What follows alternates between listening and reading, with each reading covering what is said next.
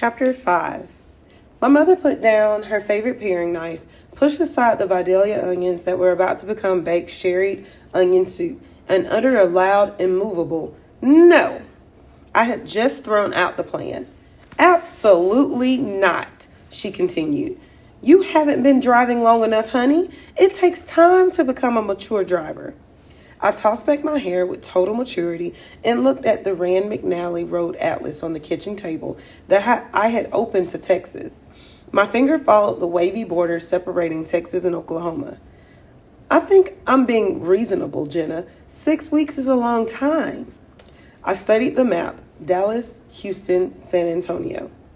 "Just tell her you're terribly flattered, you wish you could help, but your protective yet enlightened mother said no." Mom held her head like she was getting a migraine and let the window fan blow her short black curls back. "It's not," she said, "that I don't trust you."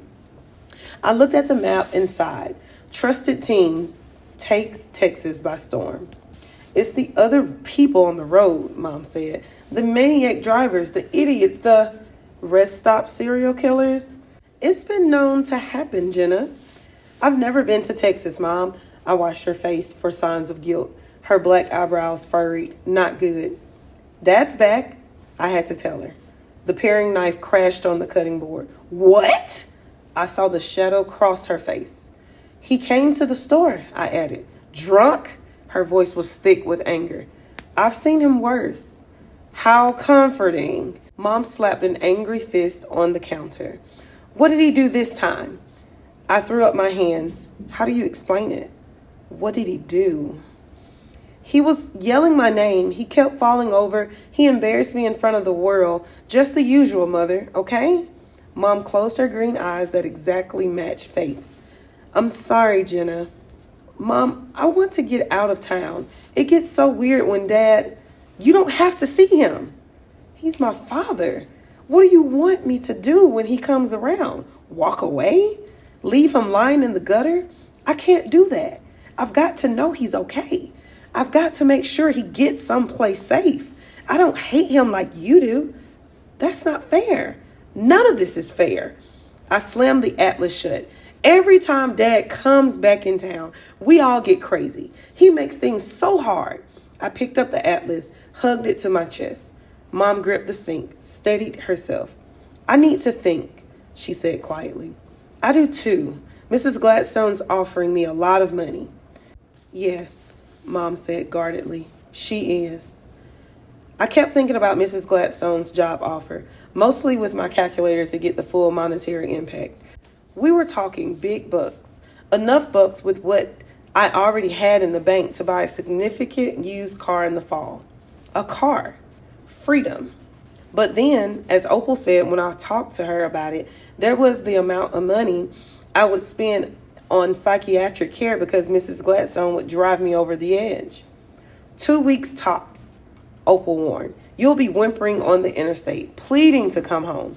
"She's not that bad." "She's a bona fide Hansel and Gretel eating witch." "We're talking here, Jenna, about the ultimate summer from hell." Opal leaned closer, her blue eyes dulled by confinement. "And I know from hell." Mom was thinking about it too. Collecting facts, actually. That's how she thought about things. She talked to Mrs. Gladstone. She talked to Murray. She took me on the Kennedy Expressway in the Honda during rush hour and barked orders at me from the back seat. She gave me wrong directions and made me find my way home. She even pretended to have a heart attack when we were getting gas. And I had to lay her out flat on the back seat and tell the woman in the Plymouth Voyager not to call 911 because my mother was a real kidder. The phone call started Thursday night, 3 a.m. Dad was at a bar, drunk, sappy. "Now, Jenna girl, I want you to say a big hello to Sue Ann, the woman who's changed my life." Friday night, 2:30.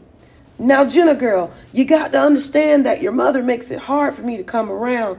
It's not that I don't want to." Saturday afternoon, 5:17. "Now, Jenna girl, I'm coming over and we're going to have a talk like we used to, and I'm going to bring a pizza and we're going to catch up." "No, Dad." He didn't like that I lied and told him I was sick and had to get some sleep, and maybe we could get together when I was feeling better. Dad, I said quietly, are you all right?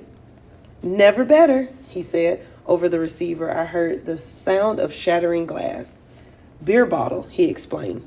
After that, I stopped answering the phone. Did he ask about me? Faith kept asking. Mom was storming around, saying how Dad would push himself on us for a month or so every few years to make up for all the years he wasn't around. She confronted him the next time he called.